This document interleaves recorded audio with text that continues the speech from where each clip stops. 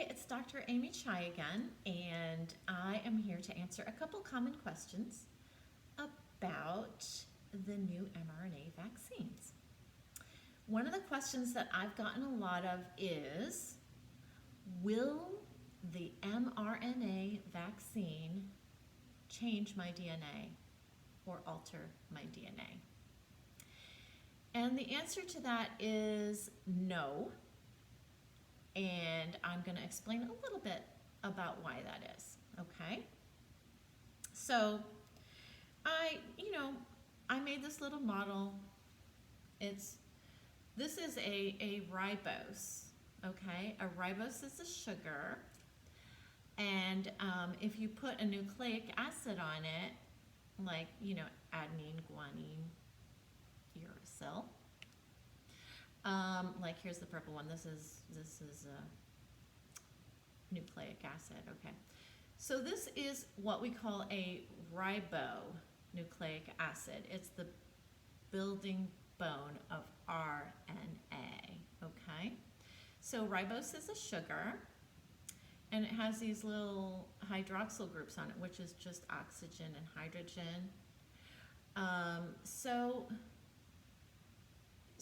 this is ribose, and this is deoxyribose. And what is deoxyribonucleic acid is DNA, okay?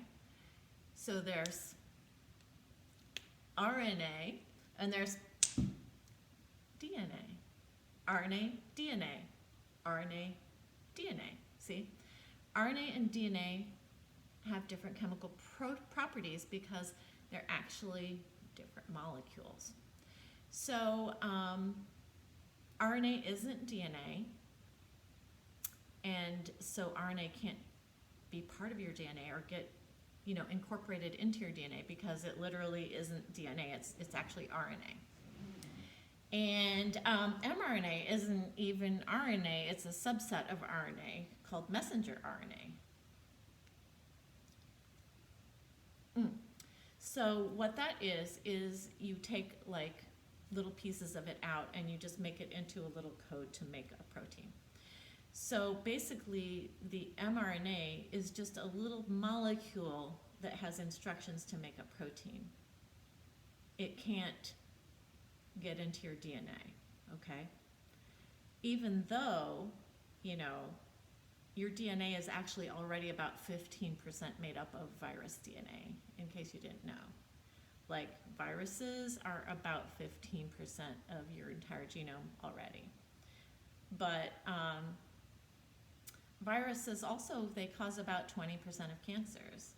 Like, have you ever heard of cervical cancer or like head and neck cancer? That's called by HPV virus. That's why we have the vaccine against that virus. And also Epstein-Barr virus is a DNA virus, and the herpes viruses, all of these can be associated with a lot of problems down the road. So it's a lot better to have no virus from a vaccine than to have a virus and to have a problem. So the bottom line is ribose, deoxyribose, different molecules, and RNA cannot change your DNA because RNA and DNA are different molecules. They're very different molecules, okay? So it's hard to explain. It's hard to, I have a big complicated picture, but I'll post it below so you can look at it. But the answer is no, it won't change your DNA. Okay. So another question that people seem to have a lot of is, what kind of problems will I get down the road, unknown problems, from being immune to the spike protein? Well, a lot less problems than you'll get from being immune to the 24 different proteins from the live virus. Let me just show you this little model here, which I showed in my prior video. the vaccine has a little teeny little piece of mRNA. It codes for one single solitary protein, the spike protein, okay? It codes for one molecule. When you have the vaccine, you're just getting one piece of mRNA. You're only getting immunity to this protein, the spike protein, only one protein that you're getting immunity to, only one, okay? Now, when the virus, natural infection comes, now it puts its entire genome into your body. It injects its entire genome into your body, and the natural infection causes your body to become a factory to make hundreds and thousands and millions of little baby viruses, and they all have this huge genome, and this particular genome codes for 24 structural proteins. So, now, if there's a bad side effect from an immunity to one protein,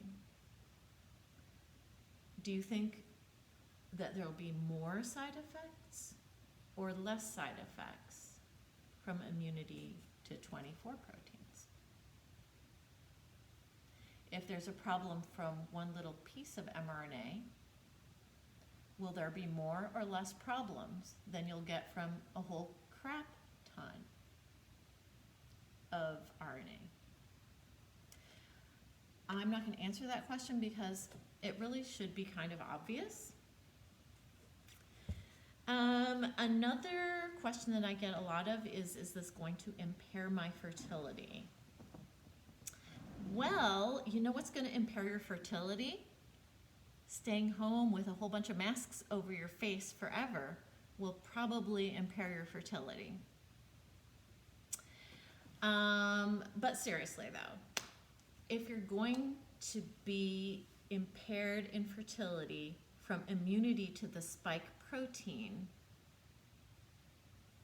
you're also going to be impaired in immunity from immunity to the spike protein from a live virus infection, right?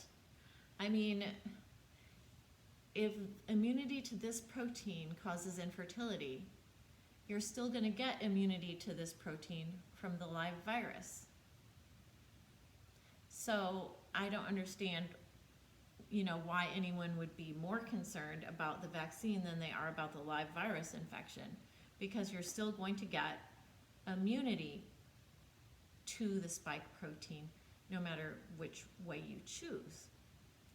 And you'll just have more immunity to different pieces of the virus if you get the natural infection. And natural isn't always better. I mean, sometimes natural is better, like all natural, organic fruits and vegetables and organic, like yogurt and stuff like that. I like that. But natural virus deadly infections, not so much. I mean, I just don't like those very much. So another question that people often ask is, should I get it if I have an allergy? Well, yes, okay, unless you have an allergy to any of the ingredients in the vaccine itself. Most of the severe allergic reactions have happened in women and in women around the age of 40-ish who've had maybe exposure to cosmetics or cosmetic injections, because some of the materials that are used to make the vaccine are similar to some of the cosmetic ingredients that you might get for like a filler or some cosmetics.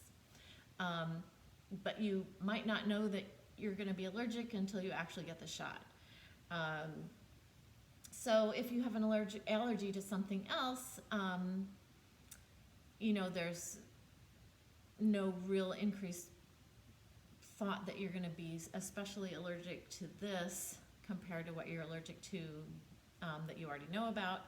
However, you need to tell the people at the vaccination site so that they can be there with an epinephrine pen.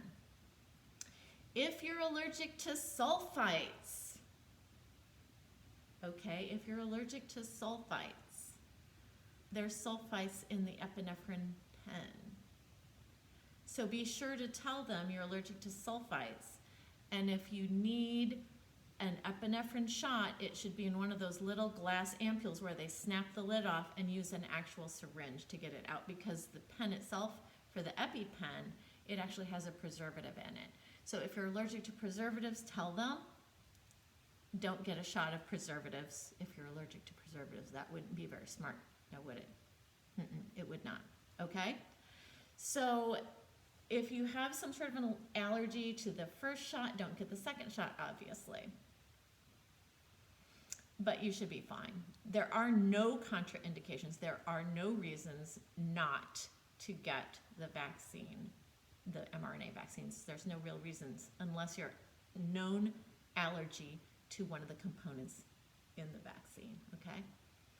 So what if you are pregnant, okay?